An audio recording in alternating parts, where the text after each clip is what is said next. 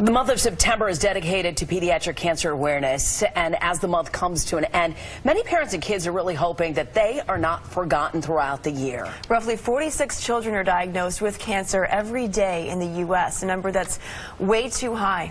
Yeah, joining us now is Dr. Mitchell Cairo. He is the Chief Pediatric Hematology Oncology and Stem Cell Transplanting at Wnyw Fareri Children's Hospital in Westchester County. So nice to have you here. Good morning.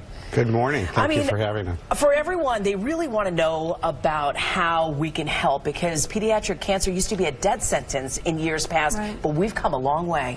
We sure have, and while September is Cancer Awareness Month, I consider every day Pediatric Cancer Awareness Day. So when I started almost 40 years ago, the prognosis was only about 20% of children are surviving, but through research, we're now curing over 80% of children with cancer. 80%. That's a great number, but we want to get it to 100%. What are some of those advancements?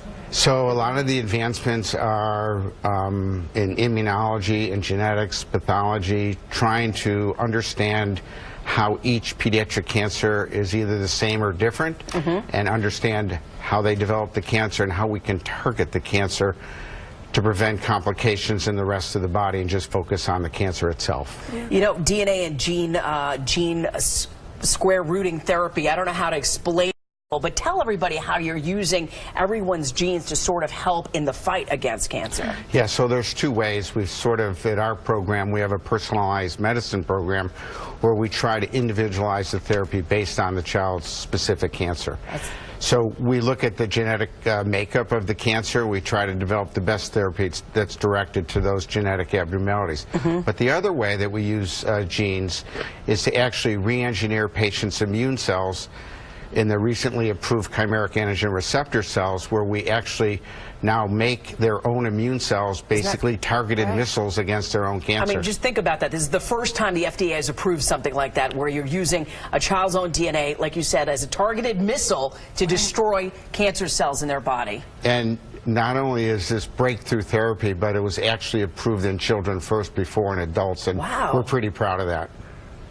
Yeah, it takes a while to, approve this kind of therapy, right? I would imagine. How long had the FDA or, researchers, how long have they been working on this before it was actually approved? Yeah, that's a great question. So on the average, it's about between 7 and 14 years from the time that we start to think about a therapy might work till we actually prove that it does work and it's safe. So it's a long process. Well, we want to say that local communities are doing their part, because the Westchester Warrior Hockey Club raised over $103,000 during their current season to support the pediatric cancer program and blood disease program at Wnyw Fareri. And it's things like that that really help in cancer research and eventually ending childhood cancers.